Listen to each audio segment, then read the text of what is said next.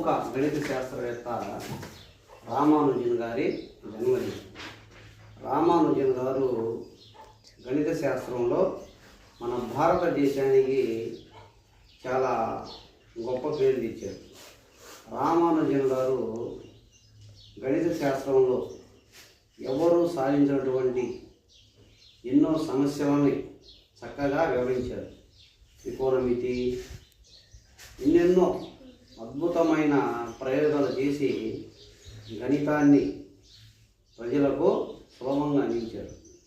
రామానుజన్ గారు 1887 సంవత్సరంలో డిసెంబర్ 22వ తారీఖున మద్రాసు రాష్ట్రంలోని ఈరోడ్ అనే గ్రామంలో ఈరోడ్లో జన్మించారు.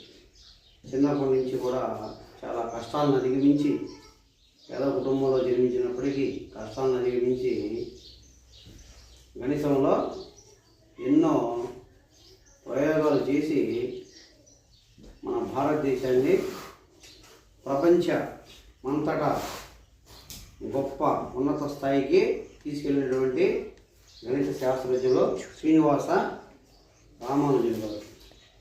రామానుజన్ గారు బాగా రామానుజన్ గొప్పదనాన్ని తీసుకొని కేంబ్రిడ్జ్లో పనిచేసినటువంటి హార్జీ గారు రామానుజన్ గారిని చాలా ఉత్సాహం వచ్చి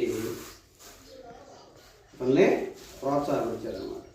రామానుజన్ గారు ఒకసారి అనారోగ్యం పాలయ్యి హాస్పిటల్లో ఉన్నప్పుడు రామానుజన్ గారిని చూడటానికి హెడ్జీ గారు ఆటోలో వచ్చారు. ఇప్పుడు రామానుజన్ గారు, సార్ మీరు ఏ ఆటోలో వచ్చారంటే, నేను నా ఆటో నెంబర్ 1729 అనగానే, సార్ అది మామూలు నెంబర్ కాదు, ఒక ప్రత్యేకమైన నెంబరు. ఎలా అంటే 2 సంఖ్యల గణాల మొత్తం కలిగితే అది ఆ యొక్క నెంబర్ ప్రత్యేకత. అంత అనారోగ్య పరిస్థితుల్లో కూడా అవలేలగా గణితాన్ని వివరించారు. అది రామానుజన్ గారి గొప్పదనం. ఇలా చిన్న వయసులోనే 32 సంవత్సరాల వయసులోనే రామానుజన్ గారు చనిపోవడం జరిగింది. అయినా ఈ 32 సంవత్సరాల కాలంలో ఏ గణిత శాస్త్రజ్ఞుడు సాధించినటువంటి ఎన్నో గొప్ప విషయాలను కూడా రామానుజన్ గారు 32 ఏళ్ళకే. అంటే చాలామంది అంటుంటారు, రామానుజన్ గారిని బ్రతికుంటే మన భారతదేశం ఇంకా ఎన్నో రంగాల్లో, అంటే గొప్ప గొప్ప ప్రయోగాల్లో విజయం సాధించాలంటే దానికి గణితం అనేది చాలా అవసరం అన్నమాట. గణితంలోని ఫార్ములాలు, గణితంలో సూత్రాలు చాలా అవసరం. అటువంటి సూత్రాలని శాస్త్రవేత్తలకు అందించినటువంటి మహానుభావుడు